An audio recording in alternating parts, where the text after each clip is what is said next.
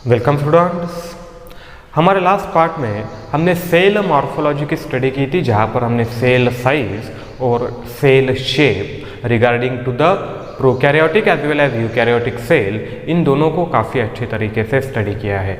अब इसके आगे हमें स्टडी करना है हमारा अगला concept which is a structure of eukaryotic and prokaryotic cell, जिसे हम जनरल में कहेंगे स्ट्रक्चर ऑफ सेल।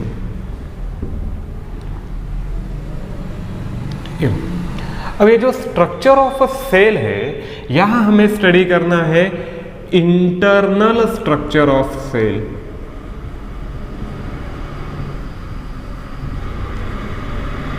क्योंकि इसके पहले पार्ट में हमने एक्सटर्नल कैरेक्टर जो है सेल के, वो एक्सटर्नल कैरेक्टर स्टडी किए हैं, जहां पर सेल साइज और सेल शेप हमने देखा था। तो we have to study the internal structural characters of cell. और यहाँ पे हम दोनों सेल का इंटरनल स्ट्रक्चरल कैरेक्टर स्टडी करेंगे, जिसमें प्रोकैरियोटिक सेल भी इन्वॉल्व है, उसी के साथ यूकैरियोटिक सेल भी इन्वॉल्व है। ठीक है स्टूडेंट्स। सो नाउ हियर ये जो भी हमारा सेल है, द सेल इज माइक्रोस्कोपिक, और जब हम इसका स्ट्रक्चर स्टडी करेंगे, इंटरनल स्ट्रक्चर स्टडी करेंगे, इसे कहा जाता है ultra structure of a cell. क्या कहना है इसे हमें? Ultra structure of a cell. अब ये अल्ट्रा स्ट्रक्चर ऑफ सेल में हमें सेल से रिलेटेड जो भी स्ट्रक्चरल कंपोनेंट्स है, जो एक सेल के अंदर प्रेजेंट है इनसाइड द सेल, और साथ ही में जो भी उसके कंपोनेंटल फंक्शंस है, अलग अलग कंपोनेंट जो फंक्शन परफॉर्म करेंगे, ये फंक्शन इस पार्ट में हम एक ओवरव्यू के फॉर्म में स्टडी करेंगे। ठीक है। अब जब भी हम किसी भी सेल की बात करते हैं, चाहे प्रोकैरियोटिक सेल हो या चाहे यूकैरियोटिक सेल हो, ये जो अल्ट्रा स्ट्रक्चर ऑफ सेल है, इसे हम स्टडी करेंगे from outside of the cell to the inside of a cell. एक डायरेक्शन में इसे स्टडी करना है हमें, एक डायरेक्शन में स्टडी करना है, मतलब we starts with the internal structural arrangement of a cell from the outside. हम बाहर की ओर से स्टार्ट करेंगे, और जैसे जैसे हमें अलग अलग कंपोनेंट्स मिलते जाएंगे, यहाँ पे हम उसे डिवाइड करेंगे। हम एक सेल जनरली इस टाइप से रिप्रेजेंट करते हैं, a general representation of a cell. इसी तरह से हम उसे दिखाते हैं eukaryotic cell. So from outside जब हम बाहर की तरफ से इसे स्टडी करेंगे, तो सबसे पहले in all the type of cells we interact with the first type of component, जिसे हम कहेंगे membrane covering। ठीक है। क्या कहना है इसे सबसे पहले? membrane coverings। हर सेल में दो अलग अलग पार्ट होंगे। सबसे पहले किसी भी सेल में बाहर के साइड से जो कवरिंग मेम्ब्रेन है, जो उस सेल को कवर करते हैं, उसे हमने यहाँ पर कहा है membrane covering. So from the outside जो भी पहला पार्ट हमारा आएगा, वो होगा मेम्ब्रेन कवरिंग्स। ठीक है। अलॉन्ग विथ मेम्ब्रेन कवरिंग्स, ये तो एक पार्ट है। इसके साथ ही कुछ सेल ऐसे हैं जहाँ पर मेम्ब्रेन के बाहर के साइड पर या इस मेम्ब्रेन से एसोसिएटेड कुछ स्ट्रक्चर प्रेजेंट होते हैं। जैसे आउटसाइड ऑफ द सेल जो एसोसिएटेड है इस मेम्ब्रेन कवरिंग के साथ, हम देखेंगे कि एक्स्ट्रा सेल्यूलर अपेंडेजेस। क्या दिखाई देता है हमें? एक्स्ट्रा सेल्यूलर अपेंडेजेस दिखाई देंगे, जो सेल के बाहर के साइड से वहाँ पर प्रेजेंट रहने वाले मेम्ब्रेन के साथ एसोसिएटेड है। और मेनली सबसे इंपॉर्टेंट एक्स्ट्रा सेल्यूलर अपेंडेज हमारे पास है flagella. We have presence of flagella. Flagella के साथ ही हमने देखा है सिलिया, ठीक है, जो भी हमने सिलिएटेड कॉलमनर एपिथेलियल सेल देखे थे लास्ट टाइम पर, वहाँ पर जो प्रेजेंट है एक्स्ट्रा सेल्यूलर अपेंडेज, क्या है ये, सीलिया है। तो ऐसे स्ट्रक्चर हमें देखना है इस मेम्ब्रेन कवरिंग्स के एसोसिएटेड में। और जैसे ही हम मेम्ब्रेन कवरिंग के इनसाइड आएंगे, we have internal part of a cell. Cell का हमें एक इंटरनल पार्ट यहाँ पे मिलेगा। सो रफली अगर देखा जाए तो जो ultra structure of a cell है, इसे हम दो पार्ट में डिवाइड करेंगे। सबसे पहला आएगा हमारा मेम्ब्रेन कवरिंग्स, और इस मेम्ब्रेन कवरिंग के बाद जो दूसरा पार्ट यहाँ पर प्रेजेंट रहेगा, it is internal part of a cell. दूसरा क्या होगा यहाँ पे, internal part of a cell. इन दो अलग अलग पार्ट में डिवाइड करके बाद हम एक पर्टिकुलर सेल का अल्ट्रा स्ट्रक्चर यहाँ पर स्टडी करते हैं। तो यहाँ पर हमें सबसे पहले बस ओवरव्यू देखना है कि मेम्ब्रेन कवरिंग में क्या क्या आएगा, किन किन फैक्टर्स का हमें स्टडी करना है, उसी के साथ इंटरनल पार्ट में कौन से फैक्टर प्रेजेंट है, and then we will start with each and every factor separately and in detail. इनमें से हर फैक्टर को हम सेपरेटली स्टडी करेंगे, उसी के साथ डिटेल में स्टडी करेंगे। तो सबसे पहला जो फैक्टर यहाँ पर हमारे लिए प्रेजेंट है, वो फैक्टर क्या है, फैक्टर ऑफ मेम्ब्रेन कवरिंग्स। ठीक है students, so now the first part in case of ultra structure of a cell is membrane coverings. ये हमारा पहला पार्ट है।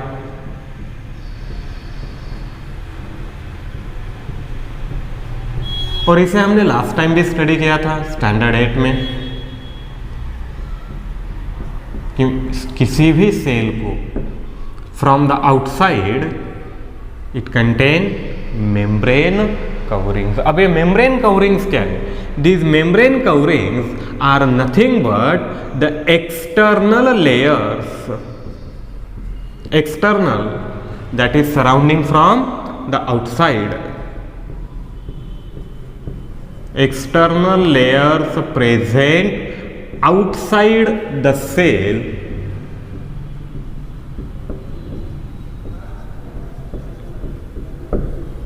एक सेल को बाहर के साइड से कवर करने वाले जो भी लेयर्स प्रेजेंट होंगे उसे हम कहेंगे मेम्ब्रेन कवरिंग्स। और इन जनरल अगर देखा जाए तो ये मेम्ब्रेन कवरिंग क्या करेंगे, these membrane covering are generally protective.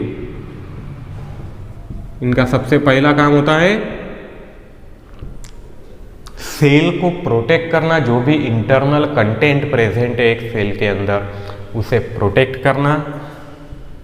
These membrane coverings are involved in maintaining integrity of a cell।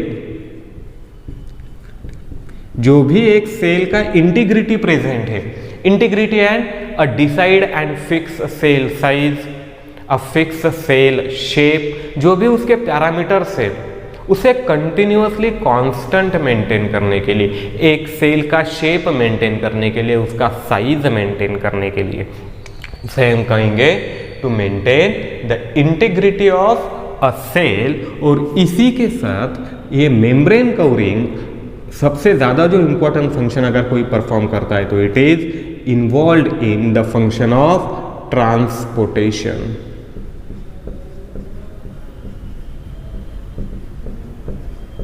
Which is a cellular type of transportation. ठीक है, अब हमें इसे डिटेल में स्टडी करना है। तो इनसे तीन इंपॉर्टेंट फंक्शन परफॉर्म करेंगे मेम्ब्रेन कवरिंग, जिनमें से सबसे पहला फंक्शन है हमारे पास protective, to provide protection to the internal content of a cell. जो भी इंटरनल कंटेंट है उन्हें प्रोटेक्ट करना, to maintain the integrity of a cell, चाहे फिर उस सेल पर मैकेनिकल स्ट्रेस आ रहा हो। ठीक है, किसी भी कंडीशन में एक सेल का जो नॉर्मल साइज है, जो नॉर्मल शेप है, उसे कंटिन्यू मेंटेन करना, उसे कहते हैं मेंटेनिंग इंटीग्रिटी। और तीसरा इंपॉर्टेंट फंक्शन स्टूडेंट यहाँ पे, to maintain the cellular transportation. सबसे इंपॉर्टेंट पार्ट ट्रांसपोर्टेशन यहाँ पर परफॉर्म करना, ये इन मेम्ब्रेन कवरिंग का इंपॉर्टेंट फंक्शन है। अब यहाँ पर हम मेम्ब्रेन कवरिंग अगर देखेंगे तो दो अलग अलग टाइप के मेम्ब्रेन कवरिंग हमें दिखाई देंगे। सबसे पहला मेम्ब्रेन कवरिंग है from the outer side cell wall, and second membrane covering which is present inside to the cell wall is called as cell membrane. ये दो इंपॉर्टेंट मेम्ब्रेन कवरिंग्स है, ठीक है, cell wall and cell membrane. अब जो भी living organism है, depending on the type of living organism the presence of membrane covering changes. अलग अलग टाइप के ऑर्गेनिज्म में अलग अलग टाइप के मेम्ब्रेन कवरिंग्स हमें दिखाई देंगे। इनमें से कुछ मेम्ब्रेन कवरिंग कॉमन है, like cell membrane is present universally in all the cells. फिर चाहे वो सेल प्रोकैरियोटिक हो या यूकैरियोटिक हो, प्लांट का सेल है या एनिमल का सेल है, in each and every type of cell there is a presence of cell membrane. ये यूनिवर्सल लेयर है। Presence of cell wall, now it is confined only to bacteria. ये हमें bacteria में दिखाई देती है।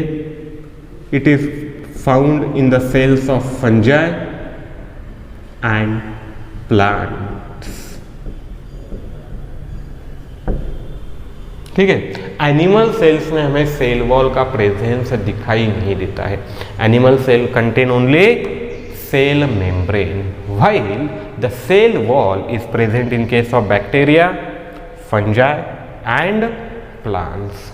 अब इन दोनों के साथ ही एक एडिशनल लेयर यहाँ पे हमें दिखाई देगी जो कि प्रोकैरियोटिक सेल में ही प्रेजेंट है, ठीक है। अब ये नया टर्म यहाँ पे आएगा जो इससे पहले हमने स्टडी नहीं किया है, which is present only in case of bacterial cells. It is called as a layer of glycocalyx.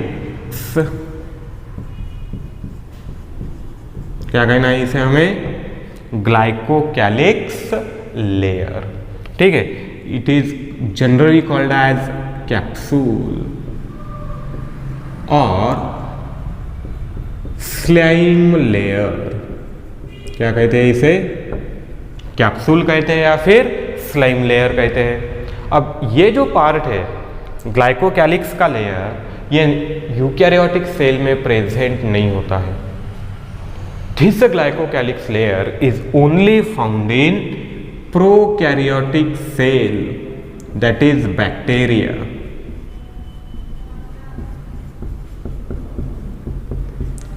Eukaryotic cell में हमें स्लिम लेयर या फिर कैप्सूल का प्रेजेंस नहीं दिखाई देगा। ये कैप्सूल का प्रेजेंट होगा सिर्फ prokaryotic cell, that is bacteria.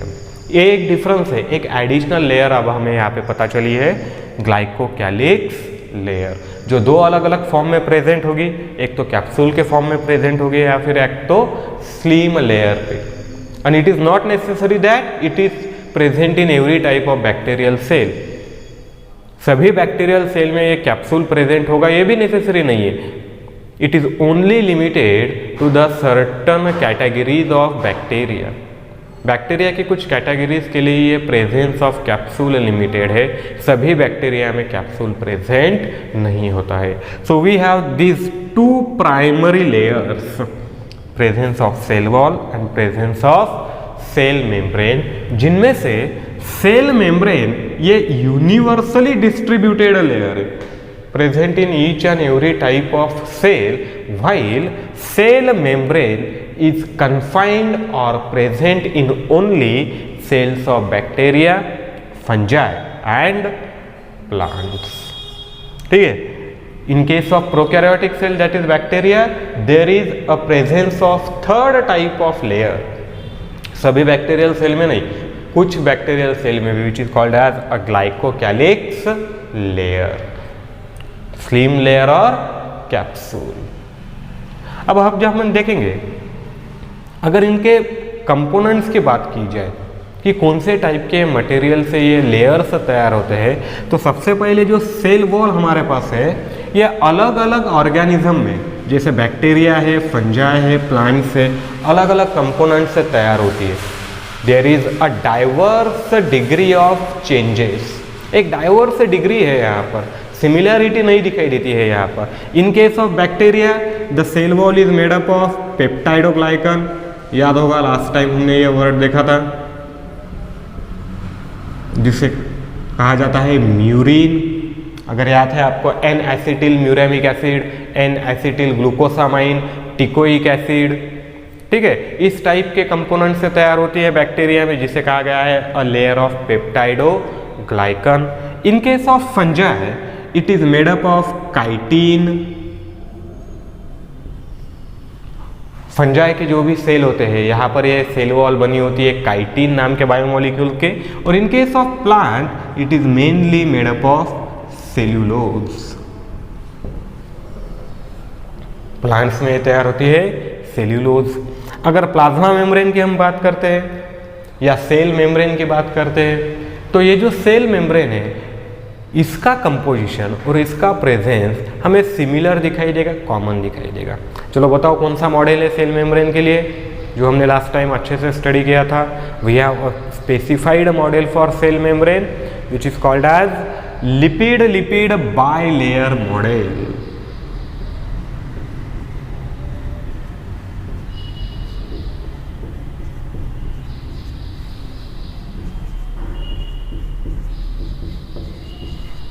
ठीक है,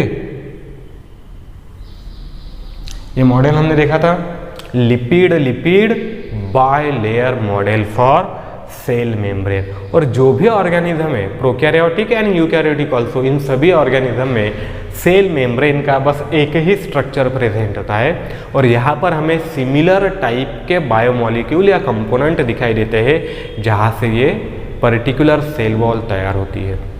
ठीक है, made up of two important component, जिनमें से पहला है हमारे पास लिपिड, दूसरा है proteins and also it contain carbohydrate. ये सेम मॉडल हमने लास्ट टाइम देखा था लिपिड बाइलेयर मॉडल। ठीक है, तो इस तरह से प्रेजेंट है हमारे पास मेम्ब्रेन कवरिंग्स। तो इनमें से हर पार्ट को हमें डिटेल में स्टडी करना है, अच्छे तरीके से स्टडी करना है, including their functions, primary functions जो है। यह इसके बाद हमारा पहला टॉपिक होगा membrane covering of a cell. ठीक है, अब इस मेम्ब्रेन कवरिंग के साथ ही सेल के इंटरनल पार्ट में भी काफ़ी सारे टाइप के कंपोनेंट प्रेजेंट होंगे। अब हम उसे स्टडी करते हैं कि सेल के इंटरनल पार्ट में क्या क्या प्रेजेंट है। अब हम देखेंगे सेल का इंटरनल स्ट्रक्चर जो हमें एक ओवरव्यू के फॉर्म में देखना है। तो second part of a cell structure, इसे कहा जाएगा protoplasm. The part of a cell which is present inside the membrane covering. Membrane covering के अंदर जो भी एक सेल का पार्ट प्रेजेंट है, जो भी कंटेंट प्रेजेंट है, उसे हम कलेक्टिवली एक टर्म में डिफाइन करेंगे एज अ प्रोटोप्लाज्म। जो भी, चाहे वो प्रोकैरियोटिक सेल हो, चाहे वो यूकैरियोटिक सेल हो, बैक्टीरिया का सेल हो, प्लांट का सेल हो या एनिमल का सेल हो, उस सेल में मेम्ब्रेन कवरिंग का जो भी इंटरनल साइड का पार्ट है, चाहे वहाँ पर जो भी मटेरियल प्रेजेंट है, कंपोनेंट प्रेजेंट है, इन सभी को मिलाकर कलेक्टिवली अगर एक टर्म में हमें डिफाइन करना है तो इस सब पार्ट को क्या कहेंगे स्टूडेंट, यहाँ पर प्रोटोप्लाज्म कहेंगे। And this protoplasm is now divided into two part. यहाँ पर अब इस प्रोटोप्लाज्म को दो अलग अलग पार्ट में डिवाइड किया जाता है depending on the content. The first part of protoplasm is called as nucleus and the second part of protoplasm is called as cytoplasm। दो अलग अलग पार्ट हमें यहाँ पर दिखाई दिए हैं। पहला पार्ट क्या है, न्यूक्लियस, सेकंड पार्ट क्या है, साइटोप्लाज्म। सो प्रोटोप्लाज्म एक कलेक्टिव टर्म है जहाँ दो अलग अलग फैक्टर का कॉम्बिनेशन हमें दिखाई देता है। उनमें से पहला फैक्टर क्या है, nucleus of a cell, that is the commanding centre of a cell, and second part is cytoplasm. अभी प्रोकैरियोटिक सेल में जैसे हमें पता है न्यूक्लियस प्रेजेंट नहीं होता है। Inside a prokaryotic cell there is a presence of one nucleoid. क्या प्रेजेंट होता है यहाँ पर, न्यूक्लियोइड। अब ये जो साइटोप्लाज्म है, this cytoplasm is again divided into two part. इस साइटोप्लाज्म को फिर से दो अलग अलग पार्ट में यहाँ पर डिवाइड किया जाएगा। जो भी साइटोप्लाज्म है, जहाँ सबसे पहला इंपॉर्टेंट पार्ट आता है स्टूडेंट्स, सेल ऑर्गेनेल्स।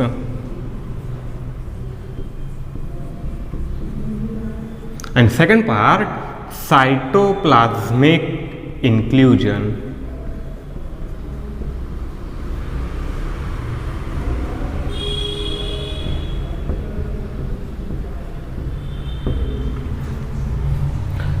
अगर हम ओवरव्यू के तौर पर इसे देखेंगे तो inside a protoplasm of a cell, जो भी इसका सेकंड कंपोनेंट है या सेकंड पार्ट है सेल का, पहला पार्ट हमें दिखाई देता है which is totally related with the genetic material of a cell.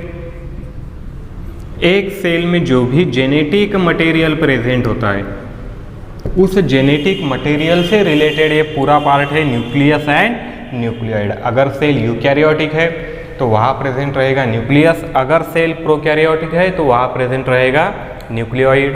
ये भी हमने स्टडी किया है। न्यूक्लियस एडवांस्ड है, न्यूक्लियोइड प्रिमिटिव है। न्यूक्लियोइड में सेल मेम्ब्रेन अंदर जो भी पार्ट प्रेजेंट है बैक्टीरियल सेल के, यहाँ पर न्यूक्लियर मेम्ब्रेन प्रेजेंट नहीं होता है, न्यूक्लियोलस प्रेजेंट नहीं होता है, न्यूक्लियोप्लाज्म प्रेजेंट नहीं होता है। और ये तीनों कंपोनेंट हमें दिखाई देंगे। एक एडवांस्ड न्यूक्लियस जो कि यूकैरियोटिक सेल का है, containing nuclear membrane, nucleoplasm and nucleolus. So it is totally related with the genetic material. अब यहाँ पर ये जो सेल ऑर्गेनेल्स है, these cell organelles are different type of structure, individual structure which are responsible to perform different cellular functions.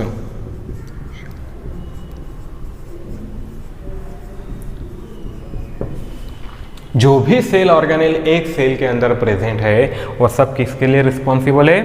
For the functioning of a cell.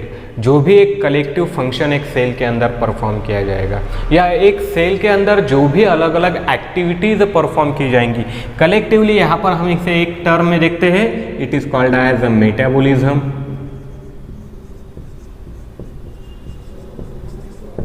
क्या है ये? Cell का मेटाबॉलिज्म है। जो मेटाबॉलिज्म अलग अलग ऑर्गेनेल्स परफॉर्म करते हैं, जैसे माइटोकॉन्ड्रिया एनर्जी प्रोडक्शन करेगा, प्लांट सेल में chloroplast synthesis of food material करेगा, एंडोप्लाज्मिक रेटिकुलम और गोल्जी कॉम्प्लेक्स प्रोटीन सिंथेसिस में इन्वॉल्व रहेंगे। ऐसे अलग अलग जो भी सेल ऑर्गेनेल्स है मेटाबॉलिज्म के लिए। अब इन सेल ऑर्गेनेल्स में भी दो टाइप है स्टूडेंट्स। कौन से दो टाइप है? एक मेम्ब्रेन बाउंड सेल ऑर्गेनेल, जो सेल ऑर्गेनेल एक्सटर्नल साइड से मेम्ब्रेन बाउंडेड है, like mitochondria containing two membrane, chloroplast containing two membrane, even the nucleus is also bounded by the membrane. Golgi complex में भी हमें membrane है, endoplasmic reticulum में भी यहाँ पर मेम्ब्रेन प्रेजेंट है। तो काफी सारे सेल ऑर्गेनेल्स ऐसे हैं जो मेम्ब्रेन बाउंड है, ठीक है। और कुछ सेल ऑर्गेनेल ऐसे हैं जो non membrane bound cell organelle के तौर पर प्रेजेंट रहते हैं, जिसका बेस्ट एग्जांपल हमारे पास है राइबोसोम्स। तो दूसरा पार्ट क्या है? मेटाबॉलिज्म परफॉर्म करने के लिए non membrane bound cell organelle, जहां पर यूनिट मेम्ब्रेन प्रेजेंट नहीं होती है। अब मेम्ब्रेन बाउंड में भी दो टाइप है, double membrane bound and single membrane bound, जहां पर कुछ ऑर्गेनेल्स को एक्सटर्नल साइड से दो मेम्ब्रेन रहेंगे, दो यूनिट मेम्ब्रेन है, और कुछ ऑर्गेनेल ऐसे हैं जिनके पास बस एक एक्सटर्नल मेम्ब्रेन है फ्रॉम द आउटर साइड, जैसे पेरोक्सिसोम है, लाइसोसोम है, सिंगल मेम्ब्रेन बाउंड ऑर्गेनेल से। Ribosome non membrane bound organelle है, और साथ ही यहाँ पे प्रेजेंट रहेगा साइटोप्लाज्मिक इंक्लूजन, ठीक है। सो एक सेल के अंदर ये बाकी जो सब पार्ट है, न्यूक्लियस है, न्यूक्लियोइड है, साइटोप्लाज्म है, सेल ऑर्गेनेल्स है, चाहे वो डबल मेम्ब्रेन बाउंड हो, सिंगल मेम्ब्रेन बाउंड हो या नॉन मेम्ब्रेन बाउंड हो, इन सभी को कंसिडर किया जाता है living part of a cell. अगर कलेक्टिव देखेंगे ऐसे, इंक्लूडिंग द मेम्ब्रेन ऑल्सो, जो भी साइटोप्लाज्मिक मेम्ब्रेन है, सेल मेम्ब्रेन है, इसे भी एक तौर पर लिविंग पार्ट कंसिडर किया जाता है सेल का, लेकिन जो साइटोप्लाज्मिक इंक्लूजन है these are non living part of a cell.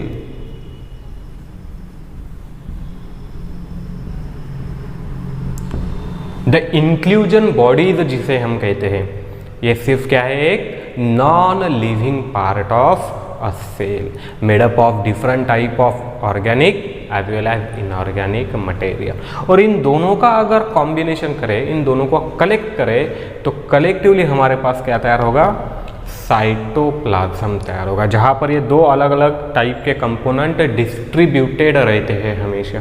Cell organelles भी है, उसी के साथ वहाँ पर प्रेजेंट है cytoplasmic inclusion where cytoplasm itself forms the matrix of a cell. एक सेल में जो भी लिक्विड मैट्रिक्स प्रेजेंट होता है वो लिक्विड मैट्रिक्स साइटोप्लाज्म होता है, और इस साइटोप्लाज्म के अंदर हमें ये दो अलग अलग टाइप के कंपोनेंट दिखाई देते हैं।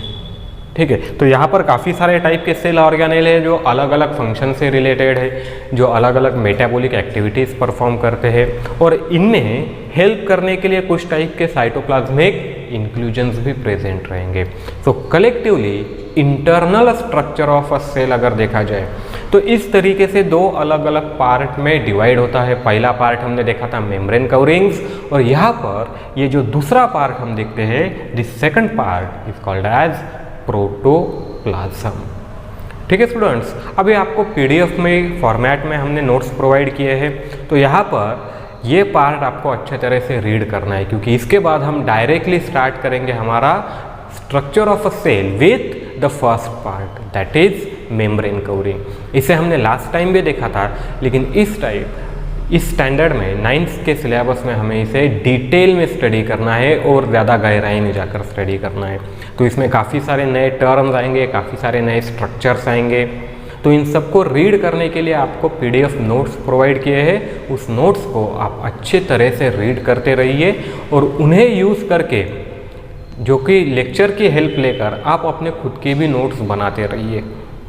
ठीक है स्टूडेंट्स।